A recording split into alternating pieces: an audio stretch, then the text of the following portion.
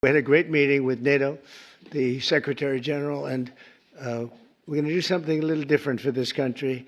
We're going to supply weapons to NATO at a large amount. They're going to deliver the weapons, and they're going to pay for 100% of the weapons.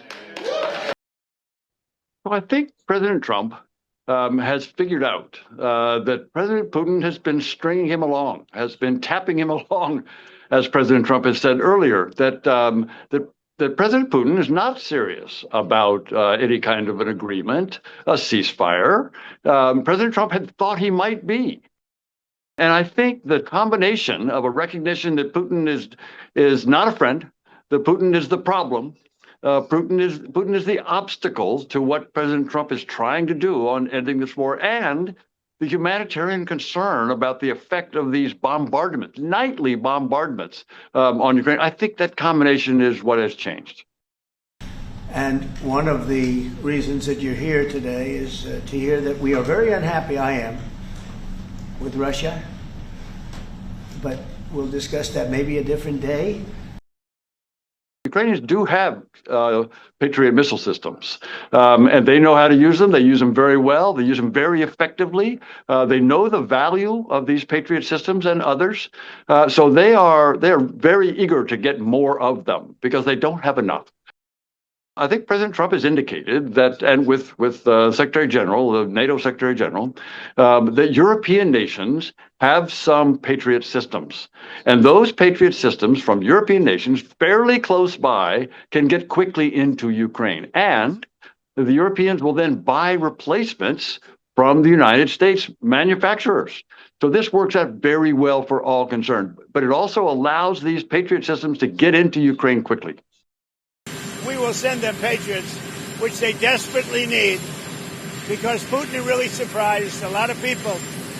He talks nice and then he bombs everybody in the evening. So there's a little bit of a problem there, and I don't like it.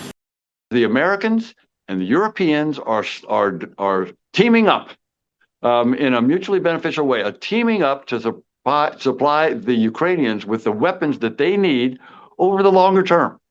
So Putin is going to have to realize over the 50 days or sooner that he's not winning and can't win. And he can't wait us out. That's his only strategy. But his only strategy is try to wait out the Ukrainians or wait out the Europeans or wait out the Americans. Well, these sanctions and these weapons demonstrate to Putin that he can't wait us out. And then he may have to come to the table and strike a deal. But we're very, very unhappy with him, and we're going to be doing very severe tariffs if we don't have a deal in 50 days. Tariffs at about 100%. You'd call them secondary tariffs. You know what that means. I think this will increase the unity in NATO. NATO now will be unified against Russia.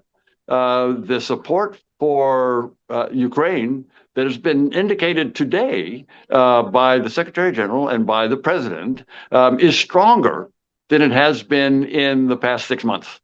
And the NATO summit last month was another indication coming from President Trump, as well as all the other NATO leaders, that NATO is unified against Russia and in support of Ukraine, and that continues today. So if I was Vladimir Putin today and hear you speaking about what you were planning to do in 50 days and this announcement, I would reconsider whether I should not take negotiations about Ukraine more seriously than I was doing at the moment, if I was Vladimir Putin. But when I'm Ukraine, I think this is really great news for them. Finally, he recognizes, President Trump recognizes that President Putin is the problem, is the obstacle, is keeping him, President Putin is keeping President Trump from solving this problem. So President Trump is now taking these strong actions to push Putin to come to the table, to try to get to a ceasefire and an end to this war. Because speed is of the essence here. So really, thank you. This is important. You did a great job. That's a really great job.